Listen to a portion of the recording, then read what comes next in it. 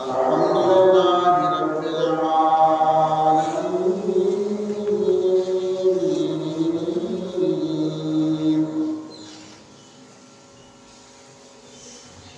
والصلاة والسلام على رسوله الكريم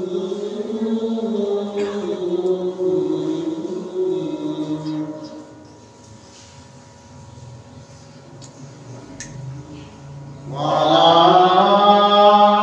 آله وأصحابه وأهل بيته وأزواجه وأولياء ملته وعلماء أهل سنته أجمعين. أما بعد فأعوذ بالله من الشيطان الرجيم. بسم الله الرحمن الرحيم.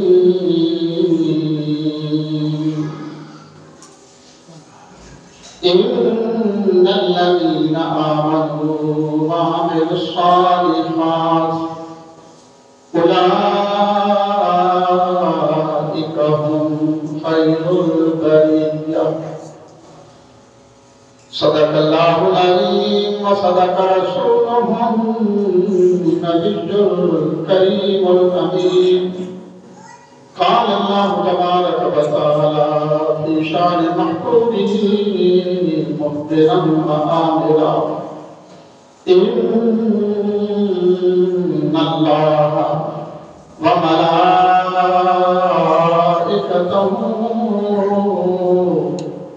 يصلون على النبي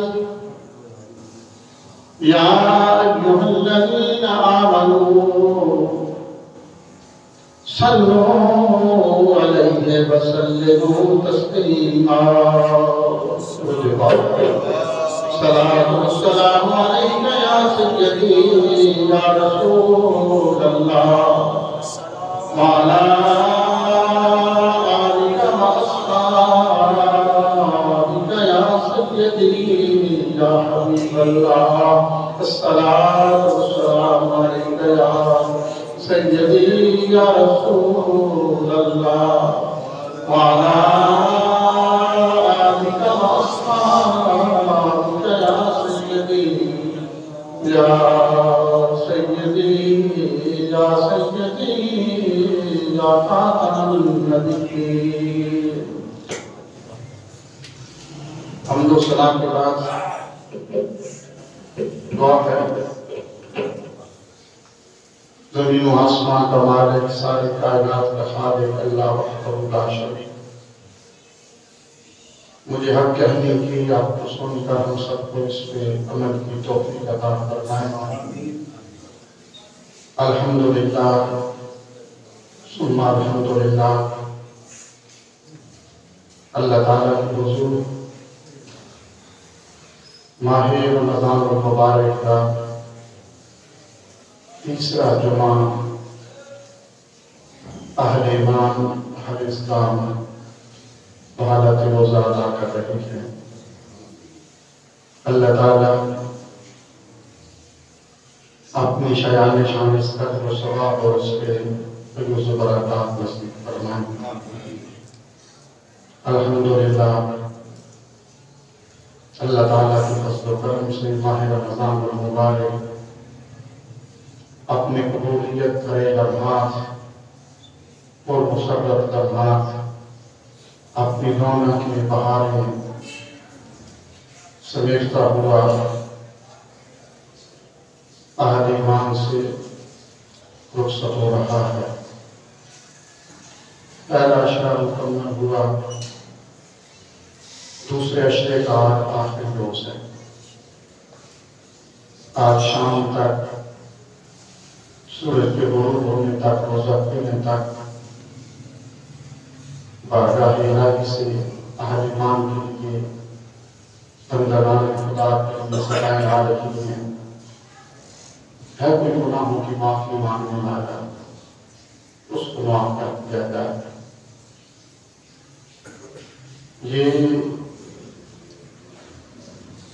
جو خاص انعامات کا سلسلہ ہے گناہوں کی معافی کا، بخشش و مغفرت کا، یہ آج سورج کے غروب ہونے تک ہے۔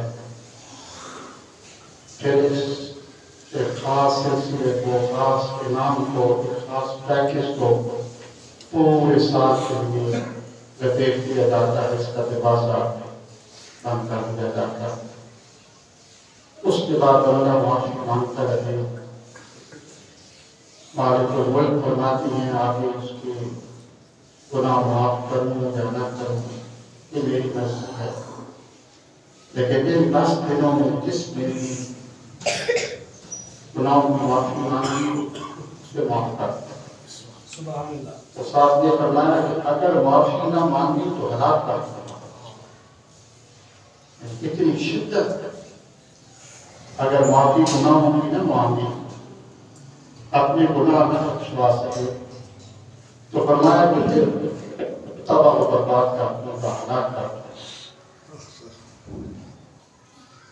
پیار ہے اس شدت میں۔ ماں بچے سے کہتی ہے اگر یہ کھانا نہ کھایا، دودھ نہ پیا تو مارنا، مارتی نہیں ہے، لیکن صرف بچے کا مفاد ماں کے پیش نظر رکھتا ہے۔ اللہ فرماتا ہے کہ تمہارا مفاد یہی ہے کہ تمہیں جہنم کی آگ سے بچانا چاہتا ہوں، بچ جاؤ جہنم کی آگ سے۔ کتنی شدت ہے، اگر گناہوں کی معافی نہ مانگ سکے ہلاک کر دیا، تباہ کر دیا۔ تو جمعے کے وقت ویسے قبولیت کے لباس ہوتے ہیں، اس میں دعا مانگنا، خاص کر جو 2 خطبوں کے درمیان چند نماز ہوتے ہیں ان میں کوئی بھی دعا نہیں کی جاتی کسی قسم کی۔ اس میں یہی دعا مانگی کہ یا اللہ بخش دے، معاف فرما دے، اور ساری بات کو روح فرما دے، اور رحمت و کرم کا سایہ عطا فرما دے۔ بس آج آنے والی رات پاک رات ہے، اسے لیلۃ القدر کی رات کہتے ہیں، جس کے بارے میں اللہ کریم نے قرآن کریم میں ارشاد فرمایا کہ جس نے تاک رات کو تلاش کر لیا، اس رات عبادت کر لی، خیر من الف شہر، 1000 مہینے کی عبادت کا ثواب عطا کرتا۔ کتنے بڑے پیکج آہدمان کو دے دیے گئے۔ ہم دوڑتے ہیں خون کے پیکج کی طرف، کوئی سستے سے سستا ہے، اس سے سستا بھی پیکج ہوگا۔ چند راتیں ہیں ویسے بھی نماز تراویح پڑھتے پڑھتے 10-11 تو بج جاتے ہیں، 2-2.5 بجے پھر جاگ جاتے ہیں، 2-3 گھنٹے درمیان میں۔ راتیں بھی کتنی ہیں، 21ویں کی ہے، 23ویں کی، 25ویں کی، 27ویں کی، 29ویں کی، یہ راتیں اصلی راتیں۔ ہم دوڑتے ہیں نا کہ 27ویں کی شب کو دوڑتے ہیں۔ 27ویں کی شب کی ایک فضیلت سے رکھی ہے کہ اس رات لوح محفوظ سے سینہ مصطفیٰ پہ تلاوت قرآن مکمل ہوتی۔ باقی جو تاک راتیں ہیں ان کے بارے میں حکم ہے کہ لیلۃ القدر تاک راتوں میں تلاش کرتے ہیں۔ یقین سے نہیں، ہم دوسرا بات ہیں نا اس رات کو عبادت کی، صلاۃ التسبیح پڑھی 27ویں کی شب کو، اور میں نے سب راتوں میں تلاش کرتا، ایک بھی تو نہیں بتایا تاکہ آپ کی رغبت عبادت کی طرف بڑھے۔ تلاش کر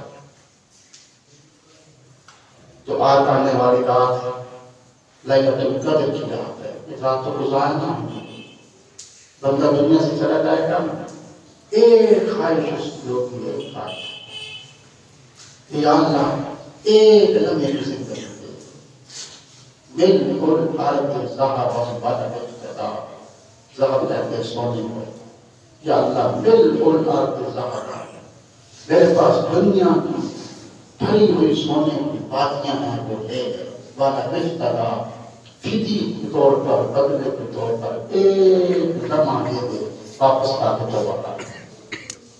اللہ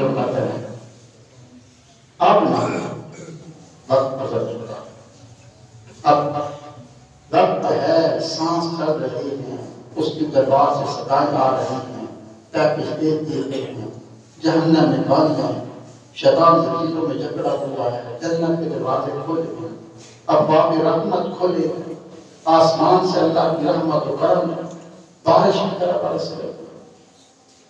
اب وقت ہے کہ راتوں کو ضائع نہ ہونے دیں، بیوی بچے دن کے لیے، 2 دن کے لیے، دن کو بھی دکانیں کھلی ہیں، رات کو بھی کھلی ہیں، نمازوں کا وقت نہیں ہے، یہ جب تک سانس چل رہا ہے اس وقت تک کہ ایک ایمان ہے جو ساتھ جائے گا، بیوی بچے دنیا گھر مکان دولت سب کچھ ٹوٹ جائے گا، تب کسی نہیں کرتا۔ اس ایمان کو بچا رہا، اس کی بھی فکر کرو، تو جس نے چھوڑ جانا ہے اس کے لیے کون سی فکر ہے؟ اس کی فکر کرو اپنی۔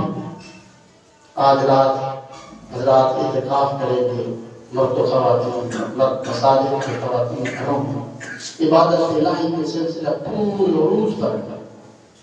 اللہ فرماتا ہے جب ماہ رمضان کی پہلی رات آتی ہے تو 70,000 لوگوں کو معاف کرتا ہوں، پھر یہ سلسلہ آنے والی ہر رات کو بڑھتا چلا جاتا ہے، بڑھتا چلا جاتا ہے۔ لیلۃ القدر میں یہ سلسلے اور بڑھ جاتے ہیں اور بڑھ جاتے ہیں۔ یہ آنے والی 10 راتیں بازاروں میں مال کمانے کے لیے نہیں، نیکیاں کمانے کے لیے، ایمان بچانے کے لیے، اپنی آخرت کمانے کے لیے۔ وہ بھوکا نہیں سونے دیتا، پچھلا سال اس نے سونے دیا تھا، ایک رات ایک شام صبح بتایا جس نے نہ بھوکے رہے ہو وہ نہیں جانے دیتا۔ جتنا پچھلے سال کمایا تھا جیب بھی کھاتی ہے، پیٹ بھی کال ہفتے کرتے 21 رمضان حضور سے کتنا عبد المرتضی مولا کائنات شیر خدا حیدر کرار داماد رسول کرم اللہ تعالیٰ کریم کے یوم شہادت ہے۔ آپ کل کی افطاری جو ہے وہ حضور سے کتنا عبد المرتضی کے حوالے سے کریں، سورۃ فاتحہ پڑھیں، سورۃ اخلاص پڑھیں، آپ کو پورے سارے ثواب کر کے آپ کے ایمان کے توسل سے دعائیں مانگیں۔ سیدنا عبد المرتضی کی بڑی شان ہے، بڑی قسمت ہے۔ حضور نے فرمایا کہ عبادت اور نظر و وجہ علی، حضور نے فرمایا کہ حضرت علی کی چہرے کی زیارت کی عبادت ہے۔ بیٹھتے تھے نا حضرت سیدنا صدیق اکبر آپ کے چہرے اقدس کو دیکھتے رہتے تھے، تو کسی نے کہا حضور آپ کیوں دیکھتے رہتے ہیں؟ تو کہا حضور نے فرمایا کہ علی کے چہرے کو دیکھنا عبادت ہے۔ تو کسی نے کہا کہ حضور اگر سیدنا علی المرتضیٰ دنیا سے جب تشریف لے جائیں گے تو پھر بعد میں، حضور نے فرمایا کہ پھر عبادت ذکر علی، حضرت سیدنا علی المرتضیٰ کا ذکر بھی عبادت ہے۔ آپ کا ذکر عبادت ہے، عبادت اللہ کی کی جاتی ہے، لیکن فرمایا آپ کا ذکر بھی عبادت ہے، اور عبادت بغیر وضو کی ہوتی ہے، ہوتی ہے۔ سیدنا علی المرتضیٰ کی بڑی شان، اتنا پڑھیں اتنا کام ہے، بڑی اللہ نے آپ کو شان عطا فرمائی۔ سیدنا علی المرتضیٰ جتنی شانیں پڑھے کم ہے، ہم پڑھتے رہیں گے آگے درس میں۔ جب حضور کی سیدہ خدیجہ الکبریٰ کے ساتھ حضور کا نکاح ہوا نا، اس پر تحقیقیں یہ تھی کہ مکہ المکرمہ میں خشک سالی نکاح سالی فاقے تھے، ساری تجارت خسارے میں جا رہی تھی، لوگوں کے مال ڈوب رہے تھے، بھیڑ بکریاں مویشی مر رہے تھے، کوئی خاص کا تنکا بھی نہیں تھا، اتنی خشک سالی تھی، لوگ مجبور ہو چکے تھے کھانے کے لیے، کھانا نہیں ہے، پانی نہیں ہے۔ تو حضور گئے اپنے چچا حضرت عباس رضی اللہ تعالیٰ عنہ کے پاس، اور جا کر کہا کہ چچا جان حضرت ابو طالب رضی اللہ تعالیٰ عنہ کے بیٹے زیادہ ہیں، کیوں نہ ایسا کرے؟ آپ جانتے ہیں خشک سالی ہے، کافی چل رہی ہے، کھانے کے لیے کچھ نہیں ہے، تو کیوں نہ ایسا کرے؟ چلتی ہیں، ایک بیٹا تم لے آؤ، ایک میں لے آتا ہوں، تاکہ ان کا کچھ بوجھ کم ہو سکے۔ تو چچا جان نے کہا ٹھیک ہے چلتی ہیں، تشریف لے گئے، سیدنا ابو طالب کے پاس گئے تو آپ نے قبول فرما لیا کہ جیسے آپ کی مرضی ہے۔ اب حضرت علی فرماتی ہیں کہ ہم بچے کھیل رہے تھے، تو حضور حضرت عباس سے پوچھا کہ بتاؤ میں کس کو لے کے جاؤں؟ تو کہا حضور زمانہ جانتا ہے کہ آپ کس کو لے کے جائیں گے، سارا مکہ جانتا ہے کس کو لے کے جائیں گے۔ تو کہا کس کو؟ کہا علی کو لے کے جائیں گے۔ تو حضرت علی فرماتے ہیں کہ حضور ہم کھیل رہے تھے، ہمارا کچا بیڑا تھا، سیم تھا، کچے ہی ہوتے تھے، تو حضور اپنے گھٹنوں کے بل زمین پہ بیٹھ گئے، گھٹنوں کے بل، وہ دونوں گھٹنے حضور زمین پہ رکھے اور بازو پھیلا دیا۔ حضرت علی مرتضیٰ فرماتے ہیں کہ حضور نے بازو پھیلا کر مجھے فرمایا کہ علی آپ میرے سینے سے لگ جا۔ حضرت مولانا بات فرماتے ہیں کہ میری عمر اس وقت 7 سے 8 سال تھی، میرا قد چھوٹا تھا۔ تو جب حضور نے دونوں ہاتھ پھیلا دیے نا، تو کہتے ہیں میں کھیل رہا تھا، میں دوڑ کر آیا اور دونوں پاؤں حضور کی گود پہ رکھے اور حضور کے سینے سے لگ گیا، اور حضور نے مجھے سینے سے چمٹا کر اٹھا لیا اور گھر میں گئے۔ جیسے کہ نالی مرتضیٰ فرماتے ہیں جب حضور گھر میں آئے نا، میں حضور کے پاس کہنے لگا، تو کہتے ہیں پھر ایک رات میں نے دیکھا، میں چھوٹا سا تھا، حضور ایسے جیسا خدیجہ ہیں یہ نماز پڑھ رہے ہیں، تکبیر اللہ اکبر کہی، میں چھپ کے دیکھتا تھا کہ کیا کر رہے ہیں۔ میں زندگی پہلی دفعہ دیکھا تھا،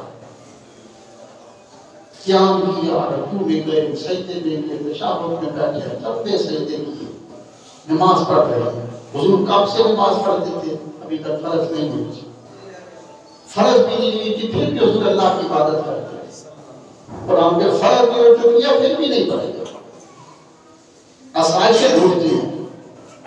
تراویح پڑھے تو ثواب ہے کہ 8 پڑھ لیں گے، 12 پڑھ لیں گے، 10 پڑھ لیں گے، حضور نے 3 دن پڑھی تھی کہ جماعت حضور کے دور پہ، یعنی کہیں سے کوئی چھوٹ مل جائے، بچ جائیں۔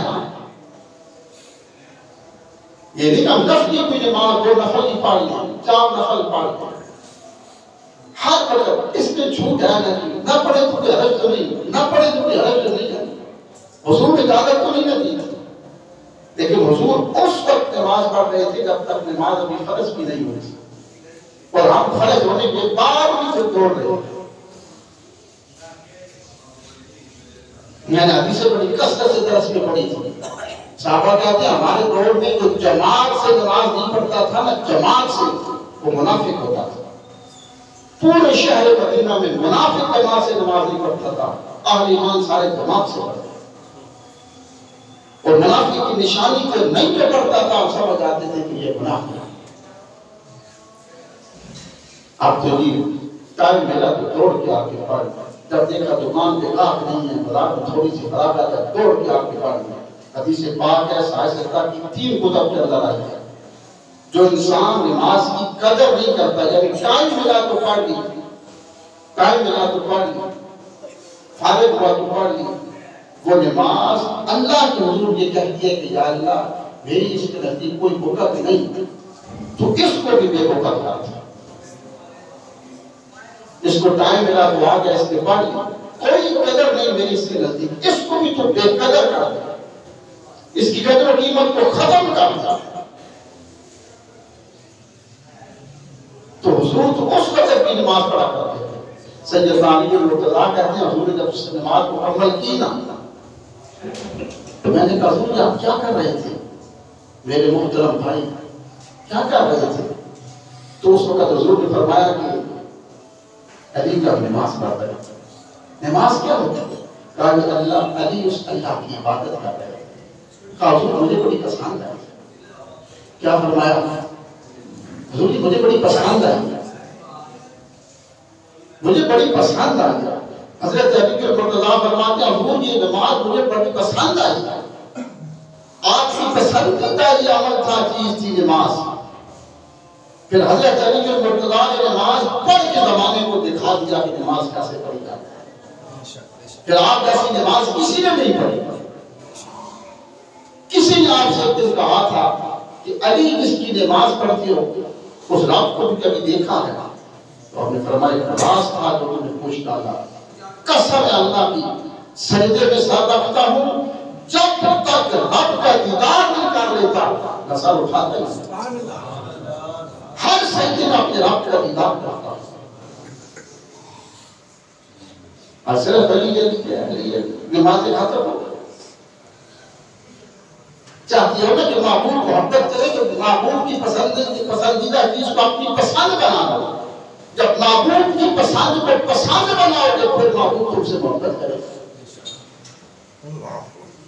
تو سیدنا علی مرتضیٰ کی پسندیدہ چیز تو نماز تھی. اور پھر آپ نماز کیسی پڑھتے تھے؟ جنگ میں گئے تیر لگا پنڈلی سے پار ہو گیا, نکالنا چاہا طبیب نے تب ہڈی سے تیر پار ہو گیا. تو اس طبیب نے کہا کہ ایسی نہیں نکلے گا, اپنے درخت کے ساتھ باندھنا پڑے گا, لوہے کا تیر ہے وہ ہڈی سے باہر نکل چکا, آپ کو تکلیف ہو گیا, اپنے درخت سے باندھ کر وہ تیر نکالنا پڑے گا. ایسی نہیں ہڈی سے نکلے گا, پنڈلی کی ہڈی سے نکل گیا. آپ نے کہا اس بات کو چھوڑ کے میں نماز شروع کرتا ہوں, تم تیر نکال دیں. پھر حضرت علی مرتضیٰ نے نماز شروع کی, کچھ لوگوں نے پکڑا, زور سے تیر کھینچا, ہڈی میں تھا, سلام پھیر کے پوچھا تیر نکال لیا تھا؟ تیر نکال لیا تھا. کہا حضور آپ نماز پڑھ رہے تھے, آپ نے کام کی, 3-4 آدمی نے پکڑ کے زور سے رکھا, 2-3 آدمی نے تیر کھینچا, ہم نے نکال دیا تھا. کہتے ہیں قسم اللہ کی مجھے کوئی پتہ نہیں. یہ نماز تھی. ایک دن حضور سے پوچھنے لگے کہ حضور یہ فرمائیے جنت میں نماز ہوگی؟ حضرت مولانا پاک فرمانے لگے حضور یہ فرمائیے جنت میں نماز ہوگی؟ حضور نے فرمایا علی جنت میں نماز نہیں ہوگی, وہاں تو کہاں بدلے ہوں گے, انعام ہوں گے. تو کہا حضور اس جنت میں کیا مزہ ہے جہاں پہ نماز ہی نہیں ہوگی. پھر حضرت علی کے مرتضیٰ ساری زندگی جو دعا کرتے رہے, یا اللہ بے شک تیرے محبوب نے فرمایا جنت میں نماز نہیں ہوگی, لیکن میری خواہش ہے کاش تو مجھے وہاں پہ بٹھا سکے, میں جنت کے اندر بھی تیری نماز پڑھتا رہا. اتنی محبت تھی نماز سے. اور آج صرف علی علی علی علی دوسری بات ہی نہیں. اور وہ مقدس ہستیاں سیدنا علی بن مرتضیٰ کرم اللہ تعالی وجہ کریم, شیر خدا حیدر کرام, سیدہ خاتون جنت حضور, پھر حضور نام لے رہے علی علی علی علی. بھائی علی کسی چھوٹے بھائی کا نام ہے؟ اتنی عظیم ہستی کا نام بے وضو اور صرف علی. میں پڑھ رہا تھا ہندوستان میں آل حضرت امام احمد رضا خان کے جو پوتے تھے ہندوستان کے مفتی اعظم تھے. ایک اور شخص تھا, ان کے پیر و مرشد تھے, بڑے ججیت عالم دین تھے. انہوں نے کہا میرے پیر و مرشد بڑے ججیت عالم دین ہیں. تو دوسرے شخص نے کہا کہ جو آل حضرت کے پوتے ہیں یہ مفتی اعظم ہیں ہندوستان. تو اس نے کہا پھر آؤ سے مسئلہ پوچھتے ہیں. دونوں آئے تو سفید ریش تھے, اپنے اس بیٹھک میں روم میں بیٹھے ہوئے تھے. دونوں آئے تو مفتی اعظم سے پوچھا, اس شخص نے جو کہتا تھا کہ میرے پیر و مرشد تو بڑے عالم دین ہیں, تو آپ سے آ کر پوچھا کہ یہ بتائیے کہ حضور کی بیٹیوں کے نام کیا تھا؟ آپ نے سنا تو اٹھ کے اندر چلے گئے. تو دروازہ کھانے کی طرف جاتا تھا اندر. تو اس نے کہا دیکھا نا تم کہتا ہے نا کہ مفتی اعظم ہے ہندوستان کے, تو حضور کی 4 بیٹیوں کے نام نہیں آتے, کتاب دیکھنے کے لیے اندر گئے ہیں. جب تھوڑی دیر کے بعد آئے تو آپ کو جو وضو کا پانی تھا نا وہ داڑھی سے ٹپک رہا تھا. آپ نے فرمایا جب تم نے پوچھا تھا میرا وضو نہیں تھا. پھر آپ بیٹھے, آپ نے خوشبو لگائی, ساتھ میں نامہ رکھا, ہاتھ باندھے, کہا آپ پوچھ. حضور کی شہزادیوں کے یہ نام ہے. حضور کی شہزادیوں کے نام حضرت سیدنا علی بن مرتضیٰ کا نام, خلفائے راشدین صحابہ اہل بیت کے نام بے وضو. یہ ایمان نہیں ہے. یہ وہ مقدس ہستیاں ہیں جن کی صرف نام کی برکت سے نعرہ حیدری لگاتے تھے تو جنگوں میں پاسے پر ضائع کرتے تھے. یہ وہ سیدنا علی بن مرتضیٰ. آج ویدنا منہ صاف نہیں, وضو نہیں, نشہ ہے, بھنگ ہے, منہ میں ہے, علی علی علی علی. سیدنا علی بن مرتضیٰ فرماتے ہیں کہ اگر شراب کا ایک قطرہ بہتے دریا میں, چلتے دریا میں گر جائے, وہ دریا سالوں چلتا رہے, پھر خشک ہو جائے, پھر اس کی ریت پر گھاس ہوگی, تو گھاس گھوڑا کھائے, میں اس گھوڑے پر بھی سواری کرنا پسند نہیں کروں. قطرہ شراب کا گیا, سالوں دریا بہتا رہا, پھر خشک ہوا, پھر ریت پہ گھاس ہوگی, گھوڑے نے کھائی, کانچوں کے قطرہ شراب کا صاحب پہلے گرا تھا اس دریا میں، وہ پانی میں گزر گیا، لیکن علی اب اس گھوڑے پہ سواری کرنا بھی پسند نہیں کرتے۔ اور آپ جناب نشہ ہے، سگرٹ ہے، منہ میں پان ہے، سب کچھ ہے، اور علی علی علی علی توہین ہے سیدنا علی کے مرتضیٰ کی، بے ادبی ہے، گستاخی ہے، یہ ایمان نہیں ہے، یہ ہمارا منافقت کی نشانی ہے، یہ وہ مقدس ہستیاں ہیں، ان کا نام آئے تو خاموش ادب سے ساتھ جھک جاتا ہے۔ تو سیدنا علی مرتضیٰ کرم اللہ تعالیٰ وجہ کریم نے تاثر کہ مجھے بڑی پسند آئی ہے نماز، میں نے بھی پڑھی ہے، تو حضور نے فرمایا علی پہلے کلمہ پڑھ لو، آپ 9 سال کیوں نہ رہے؟ تو کہا حضور ٹھیک ہے میں پڑھ لیتا ہوں۔ تو پھر حضور نے فرمایا جب آپ نے جان سے آپ اجازت کر دیا تو گھر میں حضرت علی گئے اور حضرت ابو طالب سے جا کر کہا کہ میں حضور کا کلمہ پڑھنا چاہتا ہوں۔ حضرت ابو طالب نے آپ سے یہ فرمایا کہ بیٹا تمہارے حق میں وہی بہتر ہے جو محمد مصطفیٰ کہتے ہیں۔ آج کیا حضرت ابو طالب کا ایمان نہیں تھا؟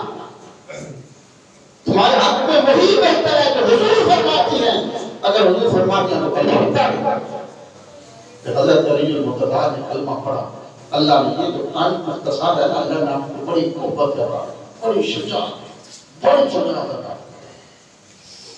جب غزوہ خندق لڑا جا رہا تھا حضرت سیدنا علی المرتضیٰ کرم اللہ تعالیٰ عنہ قریب تھے تو پورا عالم کفر میں تھا، ساری طاغوتی قوتیں یہ مل کر مرکز اسلام مدینہ سے جب اپنے حملہ آور بڑے بڑے سورما، بڑے بڑے پہلوان، بڑے بڑے زوراور اس لشکر کفار میں شامل تھے۔